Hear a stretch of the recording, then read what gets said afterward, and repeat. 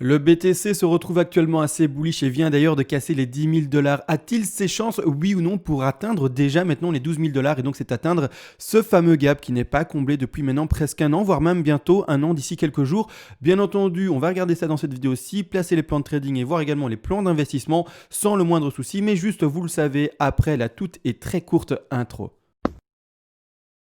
Et bonjour à tous, aujourd'hui on se retrouve sur le BTC face au dollar qu'on va analyser ensemble, vous le savez. Le premier objectif haussier de celui-ci était d'atteindre les 9 900, 10 000 $ depuis les 5 000, zone dans laquelle on a testé un short bien entendu. Et si on pétait cet objectif-là, la deuxième zone de short, c'est-à-dire finalement le deuxième objectif également haussier dans l'autre cas de figure, eh bien c'est d'atteindre au moins ces 12 000 $. On va regarder ça en vidéo ensemble, comment se positionner pour ceux qui seraient en long, comment se positionner pour ceux qui seraient en short ou qui attendent le short de 12 000 $, et également les plans d'investissement. On va également en parler en seconde partie de vidéo. Donc les investisseurs, si vous voulez voir cela, prenez votre petit doigt, avancez un tout petit peu jusqu'à ce que vous entendiez en tout cas mes explications pour de l'investissement. Avant de commencer d'ailleurs, merci en fait aux personnes qui font des donations. Vous le savez, en fait ce sont les donations qui permettent de motiver quelqu'un à durer dans le temps, parce que ça fait déjà 3 ans qu'on fait ça, et dans le système économique dans lequel on est, et quand on partage du temps, de la pédagogie, etc., et bien quelqu'un de récompensé, quelqu'un qui va continuer. D'ailleurs ces donations là, ça fonctionne par palier, et selon déjà les premiers paliers de donation, je vous envoie en contrepartie, pour vous remercier à mon tour en retour, toutes les règles d'Elliott en français. Je les ai écrites de manière simple, en peu de pages, pas de manière encyclopédique, comme ça vous pouvez tout apprendre rapidement. C'est écrit vraiment de manière concise, simple pour débutants et avancés, toutes les règles s'y trouvent. Et par après, grâce à cela, tout simplement créer comme moi-même, finalement, ce que vous voyez en vidéo tous les jours, des plans de trading, des plans d'investissement, faire vos propres décomptes, faire également des scénarios long, moyen, très long terme, si vous le désirez, par vous-même, sur des scénarios qui sont, bien entendu, soit haussiers, soit baissiers, sur l'actif spéculatif de votre choix. Maintenant que ça a été dit, on part directement dans le vif du sujet, pas du sujet, mais du sujet, pardon. On part du coup dans l'analyse du BTC. Je rappelle rapidement également pourquoi est-ce qu'on atteint cet objectif des 12 000. Je rappelle, on est pour ma part dans une macro-figure. Il est important que je remette parfois cette macro-figure en place parce que souvent, avec le temps qui s'écoule, on oublie les macro-figures. Mais on est bel et bien dans une énorme ABC en flat qui est ici en jaune. D'accord, vous voyez bien ici.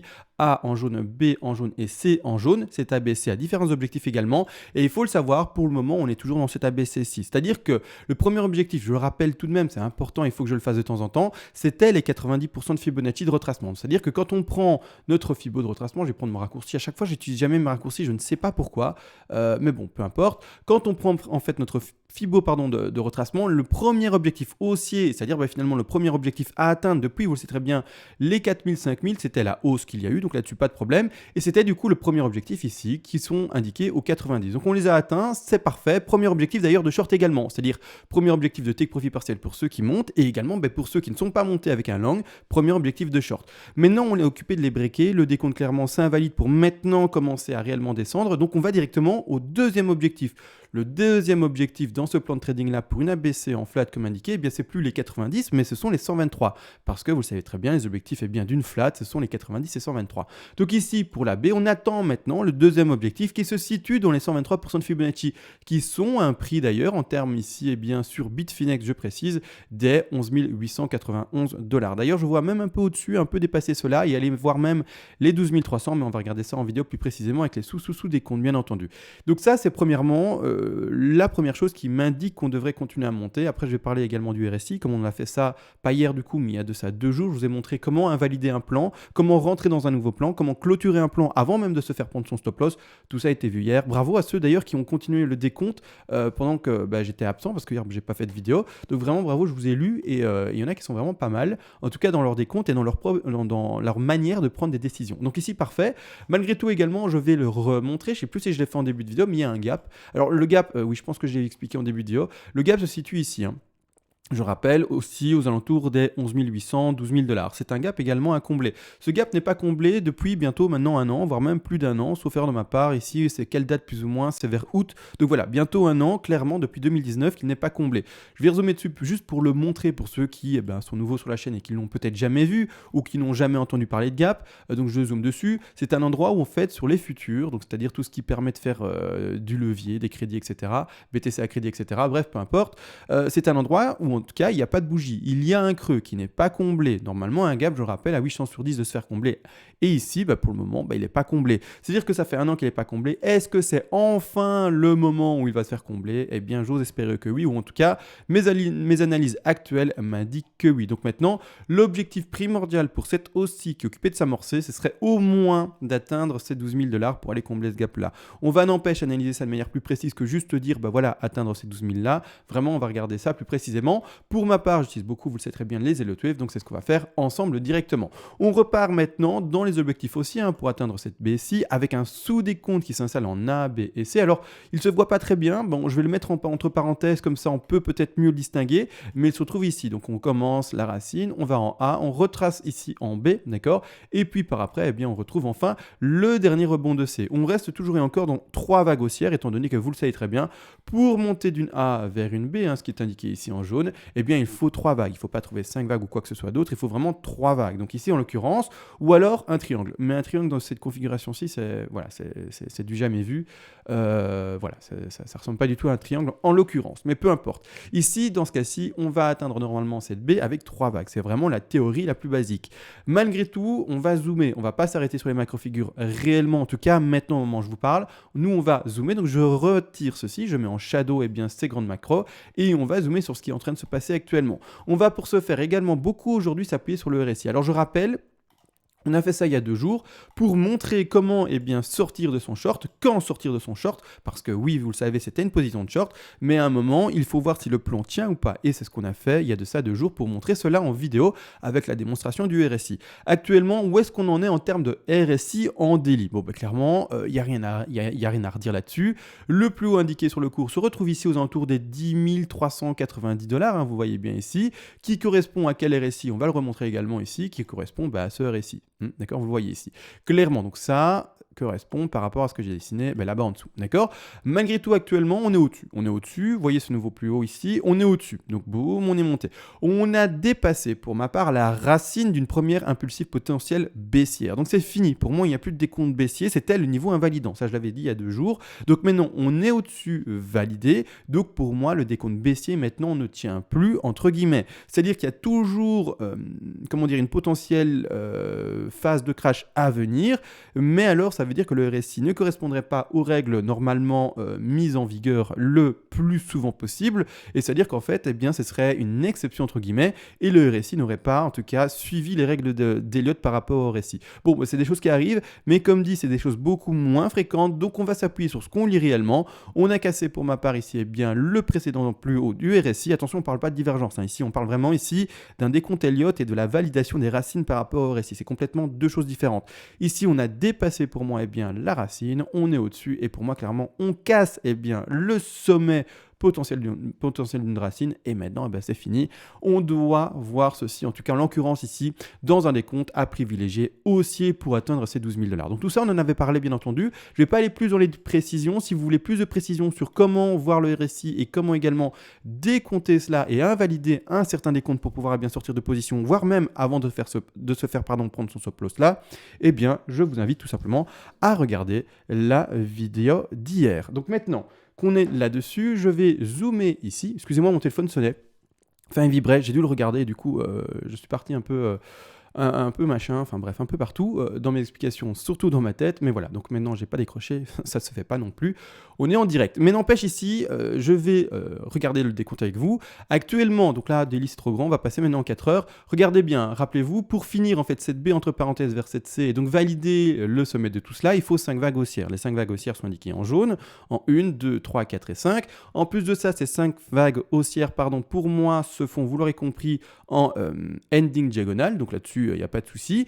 Malgré tout, là, au moment où je lis le graphique, pas en daily comme dit, mais on va même passer en 4 heures, il n'y a aucune divergence là-dessus. C'est-à-dire que quand on met le RSI, donc j'agrandis, donc ici on voit bien le cours qui monte, donc il monte, pas de problème, mais actuellement il n'y a toujours pas de divergence. C'est-à-dire que le RSI fait toujours des plus hauts. Donc il ne m'invite toujours pas à placer mon bas de 4 et mon sommet de 5 validé. J'attends quoi actuellement? Eh bien, c'est une divergence, c'est-à-dire que j'attends en fait que le récit corrige, comme il fait maintenant ou peu importe, qu'il fasse à nouveau un rebond, hein, mais qu'il ne fasse pas de nouveau plus haut par rapport à celui-ci par exemple, d'accord? Donc tant que je lirai des plus hauts, je serai dans une vague 3, d'accord? C'est pas plus compliqué que ça.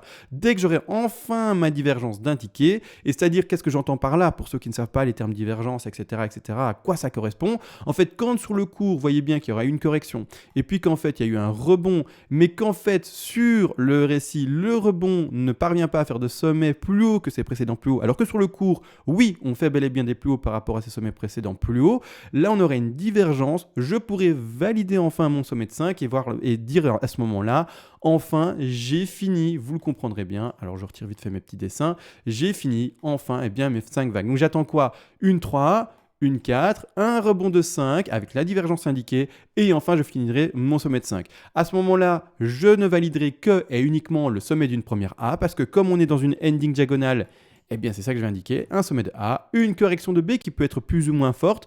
Ça ne m'étonnerait pas que ça nous fasse également quelque chose de fort, pourrait bien après piéger tout le monde dans l'autre sens, aller chercher les stop loss de tout le monde, enfin bref, des chasses au stop dans tous les sens. Donc ceux qui sont en long, si vous êtes en long, faites attention à votre stop loss là, ne le montez pas trop rapidement, trop fortement. Autrement, vous allez peut-être vous faire avoir par une chasse au stop loss. Donc faites vraiment attention à ça, bien entendu. Et par après, on validera enfin le sommet de A, une correction de B, et puis après on verra le sommet de C. Pour le moment, impossible de faire ça. Mais c'est-à-dire que là, maintenant, on est dans ces comptes-là. En tout cas, avec moi, on est dans ces comptes-là. On a commencé la première vague en 3 vagues. Vous le voyez bien ici. Je vais vous le montrer ici clairement. La première en 1. A, B, C, une, on corrige en 2, et je vais voir la même chose, une A, B, C, la même chose après pour descendre en zigzag toujours et encore, je rappelle, les ending diagonales ça se fait en zigzag, et ici la même chose A, B, C, c'est pas dessiné, mais bon, vous avez compris, et puis pour monter également en A, ici, A, d'accord, retracement de B, et puis C pour terminer enfin la ending diagonale. Si on lit ça proprement, et d'ici quelques jours, quelques semaines, que sais-je combien de temps prendra là aussi, ici vers les 12 300$, si on lit ça proprement, et quand on arrive à cet objectif des 12 300$ et qu'on arrivera à cet objectif propre, à ce moment-là, on pourra ouvrir un short, d'accord? Bien entendu. Également, pour ceux qui sont en long depuis soit très longtemps, les 5000, mais ça m'étonnerait, ça m'étonnerait vu la durée du contrat, ça m'étonnerait qu'il y ait des personnes qui sont encore en long à ce moment-là, depuis les 5000, 4000, parce que vous le savez très bien, on a vu ces objectifs haussiers depuis là-bas tout en bas, mais malgré tout, voilà, le deuxième objectif à atteindre primordial également seront là-bas en haut. Maintenant, ça m'étonnerait. Donc ici, finalement, eh bien, cet objectif-là concerne ceux qui rentrent normalement maintenant en long dans ces positions-ci. Donc assez compliqué d'ailleurs de reprendre ces positions, surtout en ending diagonale. Hein. C'est très très piégeur, chasse au stop, etc. C'est-à-dire que vous allez devoir avoir voir les choses assez larges. Et également, pourquoi est-ce que je parle des 12 003? Parce que vous avez entendu, vous l'avez vu avec moi en vidéo, le gap s'arrête en fait précisément, si on retourne quand même sur la phase, pas la phase, mais sur le graphique des gaps, en fait, il s'arrête pas à 12 003. Il s'arrête assez précisément à combien le gap? Si je zoome dessus assez rapidement, en fait, le gap ici s'arrête plutôt à 11 910$. 9000, oui, c'est ça, 11 910$, c'est ça, oui. Donc ici, clairement, en fait, pourquoi moi je dis 12 003 également? Parce qu'en fait, quand on repasse sur notre graphique ici, qu'on prend en l'occurrence, voilà, j'essaye d'être assez propre, comme suit, je vais mettre ça comme ça, hop, je vais mettre du coup ça en visible, ceci, voilà, parfait. Je suis en 4 heures, c'est une time frame beaucoup plus trop grande, je vais passer en weekly, ça sera plus simple pour poser mes Fibonacci, voilà, on est bon. C'est-à-dire qu'en fait, quand on part là-dedans, il faut comprendre qu'on est dans une grande ABC. Pourquoi est-ce qu'on n'est pas non plus dans autre chose? Parce qu'on ne dépasse pas les 38,2, d'accord? Donc ça, c'est simple également.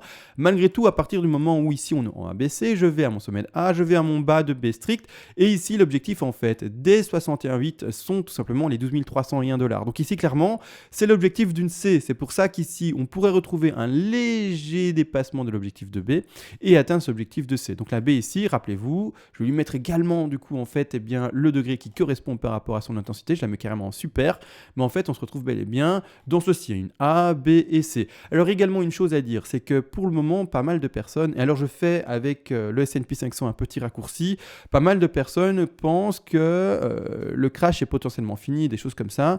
Pour ma part ce n'est pas le cas. Alors est-ce que ça veut pour autant dire qu'on va d'office faire un plus bas et voir peut-être les $2000, les $3000, les $1000? Non, mais pour finir mon des comptes, il faut que je finisse ici ma flat, d'accord? C'est-à-dire que clairement, j'attendrai ma correction de C, le prochain crash, les prochaines grosses bougies à venir, donc c'est-à-dire, je sais pas, dans une semaine, 2 semaines, 3 semaines, un mois, début d'année, en tout cas académique pour les écoliers, donc vers septembre, peu importe, il faut comprendre que les prochaines grosses bougies rouges seront indiquées d'une B vers une C pour ma part. Et ensuite, une fois que j'aurai trouvé cette C-ci, je commencerai l'impulsive haussière et la hausse pour, si j'ose utiliser ce terme-là, le prochain bull run. Mais maintenant, clairement, voilà les objectifs. J'ai également parlé bien pour les investisseurs en début de vidéo et je vous ai dit, je vais vous parler également. Donc maintenant, ce qui est important, c'est de montrer en fait les paliers d'achat pour les investisseurs qui jouent des paliers d'achat sur une intensité de prix qui descend. Attention, il ne faut pas se méprendre. Il y a différentes stratégies d'investissement. Il y a la stratégie d'investissement qui se fait par palier de temps. Donc vous vous dites, tous les mois, j'achète un peu. Ça correspond vraiment aux personnes qui ne veulent pas vraiment prendre le prix. Ne pas forcément regarder le prix régulièrement. C'est également très intéressant pour les gens qui, malheureusement, n'ont pas en fait le bon profil et qui pensent pouvoir se dire je vais attendre les corrections, mais en fait, dès qu'elles voient des hausses et le BTC qui monte, commencent à paniquer et se dire mais mince, je devrais acheter. Si vous êtes dans ce cas-là et que vous êtes en train de stresser, préférez le palier d'achat par temps, c'est-à-dire que vous vous dites tous les 15 du mois, j'achète un peu de BTC ou tous les 2 mois, j'achète un peu de BTC. Ça, c'est personnel, bien entendu. Ça fera en sorte, vous l'aurez compris, d'acheter par palier, de lisser votre prix moyen sans pour autant regarder le prix et sans pour autant entre guillemets stresser, d'accord? Donc ici c'est assez intéressant. Donc vous auriez peut-être acheté un peu maintenant, puis un peu dans un mois et puis peu importe, quoi que fasse le graphique, vous aurez acheté un peu tous les mois, un peu tous les 2 mois et ça aura fait en sorte de lisser votre prix. Malgré tout, les personnes qui pensent, ou en tout cas pour le moment sont assez confort avec ce style d'investissement qui est le second, de l'achat par palier également, mais attention seulement sous retracement de prix, c'est-à-dire sous les baisses de prix, donc quand il y a des bougies rouges. Ici, le prochain objectif, d'ailleurs haussier pour le moment, toujours pas passer à l'achat pour ceux qui sont dans ce profil-là. Je le sais, il faut savoir tenir, c'est psychologiquement très difficile, mais c'est comme ça. Rappelez-vous, comment est-ce que vous étiez au moment de ce dernier, on va appeler bull run, donc ici on l'étale depuis décembre d'année 2018 jusqu'en, ici plus précisément, juin d'année 2019, durant cette dernière hausse qui était des 3 000 $ jusqu'aux presque 14 000 $, tout le monde pensait de nouveau que c'était les 20 000, les 30 000, les 40 000 $. Qu'est-ce qui s'est passé après? Grosse bougie rouge. Dites-vous, et c'est simple et c'est bête, mais que ces grosses bougies rouges viennent toujours. Alors oui, ça c'est bizarre dit comme ça, mais ne pensez pas qu'on ne va voir uniquement et que des bougies vertes jusqu'aux 100 000 $. Ce n'est pas le cas. Il y aura un moment où il y aura des retracements de 40%. J'ai déjà fait l'exercice. On a déjà vu dans tous les bull runs précédents d'énormes petits crash, on va appeler comme ça, de 40 à 50% selon bien le crash. Donc dites-vous que même si maintenant ça monte, à un moment, le cours va redonner cette chance d'entrer dans le marché. C'est très important. Malgré tout, maintenant, les objectifs et donc les paliers d'achat pour ces personnes qui sont dans ce profil, vous l'aurez compris, d'investisseurs à palier. Alors je mets beaucoup l'accent dessus, mais c'est tellement important parce que beaucoup de néophytes, et j'hésite pas avec mes mots, ne savent pas en fait ce mécanisme d'achat par palier, ce mécanisme finalement de plan donc d'investissement de trading. Et font quoi? En fait, la plus grosse erreur, c'est-à-dire qu'en fait, elles prennent du coup en fait une stratégie également, parce que c'est également une stratégie ce qu'elles font, mais c'est la plus grosse erreur également, c'est de faire une stratégie ultra offensive, ultra agressive. Qu'est-ce que je sous-entends par là? C'est d'acheter à un moment sur le cours à 100% de leur capital d'investissement à un prix donné. Donc c'est vraiment très dangereux parce qu'en fait, elles ne vont pas faire un prix moyen donc lissé d'achat. Quand le prix ira en dessous de leur prix d'achat, elles vont commencer à paniquer et je ne sais pas ce qu'elles vont faire par rapport à leur entre guillemets manque d'expertise et de connaissances. Donc maintenant, et d'expérience également. Donc maintenant, on va regarder tout de même ça. Donc ici au moment, donc potentiellement en fin du sommet de B vers les 12 000, 12 300 $, on devrait enfin pour cette figure-là attendre la seconde correction de cette C-ci. L'objectif majeur de cette C-ci, encore une fois et toujours, ne changera pas. Ce sont les 61,8. Donc, c'est-à-dire un retour normalement aux 8500 $. Donc, c'est gros niveau de support. Malgré tout, ne l'oubliez pas, il faut fonctionner par palier d'achat. C'est-à-dire que c'est un palier. Je préconise, je le rappelle également, c'est important de prendre le marteau et taper sur le clou, mais au moins 10 paliers d'achat. Donc, vous en mettrez avec un premier palier d'achat assez majeur et assez intéressant à 8500 $. Donc, vraiment, une position assez importante. Des positions moins importantes au 50, des positions moins importantes également au 38,2 et une position moins importante également sur le retracement. À attendre, pas encore maintenant. On attend que ça monte et on attend que ça corrige.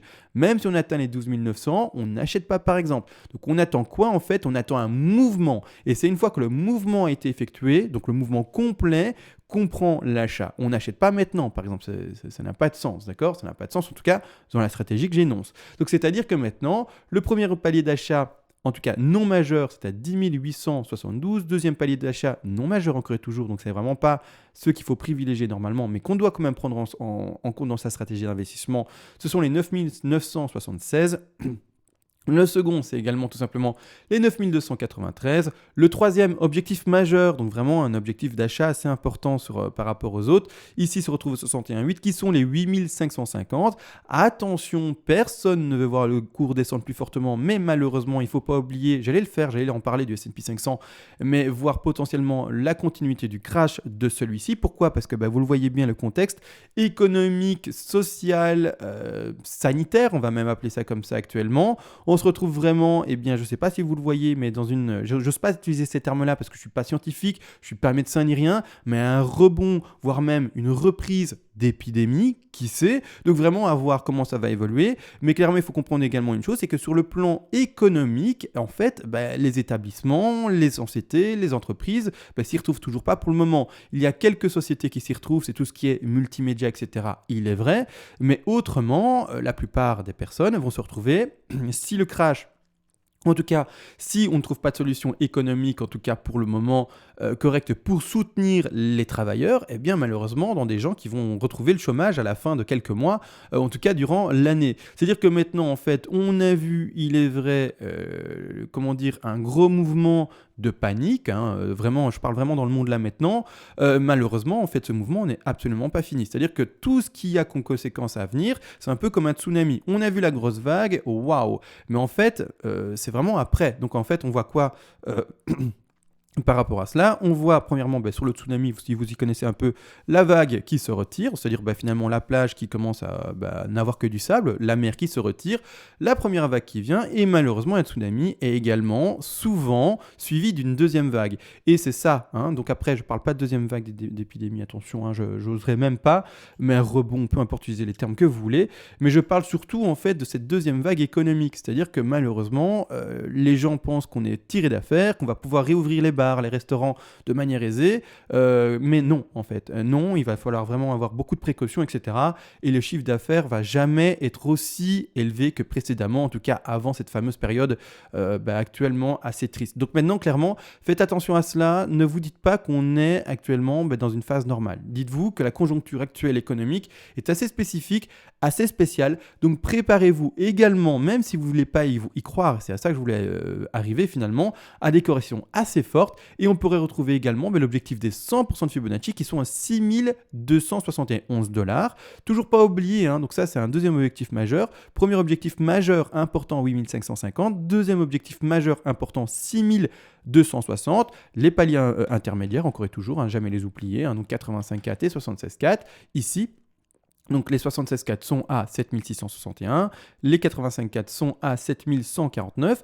Et maintenant également une chose, comme je l'ai expliqué, ne jamais mettre en retrait et éluder complètement les paliers d'investissement qui peuvent aller voir plus bas. Et même ici, on va même exagérer, je le sais, personne ne veut y croire, mais peu importe, c'est pas mon problème. Moi, je mets des plans de trading en place, des plans d'investissement, et on doit tenir son plan en fait de manière rigoureuse, non émotionnelle et stricte. C'est-à-dire qu'ici, on a tous ces objectifs-ci, 113 également à 5453, 123 à 4866 $. Et pour terminer, également le palier d'achat des 2505 $. Donc oui, ce sont des chiffres qui font peur, qui font mal, mais soyez prêts potentiellement à cela. Alors, j'ai aucun problème à dessiner quelque chose que personne ne veut croire ou voir. J'ai l'habitude, ça fait maintenant 3 ans qu'on travaille ça ensemble. Quand, dans cette phase-ci, rappelez-vous, je vous disais qu'on allait vers les 3000 $, personne ne voulait y croire. Quand, également ici, on voyait des corrections assez fortes et que, par exemple, dans cette dernière phase de pump à 10 500, tout le monde voyait le pump incroyable. Bah non, je disais le contraire. Et en fait, c'est le temps et finalement la non-impatience des gens qui fait que eh bien, les résultats arrivent. Donc faites attention, c'est vraiment de la longue haleine le trading. C'est pas émotionnel et c'est pas du FOMO. Si vous êtes en FOMO dans votre tête, faites attention, reposez-vous, vraiment, reposez-vous, posez-vous des questions. Est-ce que je suis bon, pas bon? Qu'est-ce qui se passe? Pourquoi est-ce qu'en fait là maintenant je suis surexcité? Est-ce qu'il faudrait pas que vraiment eh bien, je me repose, c'est-à-dire que je remette mes idées à froid et que je vois en fait de manière stricte, non émotionnelle, où en est le cours. C'est ça qui est également important. Si vous dites je veux acheter à 100% là avec mes 10 000, je sais pas, je donne un capital, peu importe, inventé, avec mes 10 000 dollars, là je veux investir à 100%, demandez-vous si c'est la bonne décision, d'accord? Voyez s'il n'y a pas des stratégies de trading en place à mettre, bien entendu, acheter, comme j'ai dit, palier de temps, palier de prix, ou également cassure de résistance, etc. Mais toujours par palier, c'est très important. Donc là maintenant, je pense avoir pas mal dit de choses. Je me suis beaucoup arrêté pour les investisseurs à la fin, on l'a remis en place pour les investisseurs, donc voilà, le travail était assez complet. On est pour ma part voilà, dans une continuité de hausse maintenant vers au moins les 12 300 dollars. On va suivre le décompte, voir comment le RSI se comporte. Pour le moment, il se monte boule. Donc le RSI ne m'invite toujours pas maintenant à poser bien mes sous-vagues de 3 et au contraire, j'attends les corrections de 4 et de 5 pour vraiment valider mes sommets de 3 avec, vous le savez très bien, les divergences. Donc maintenant, tout a été vu, on va se laisser. Je vous souhaite à tous une bonne journée, une bonne fin de dimanche et sur ce, ciao.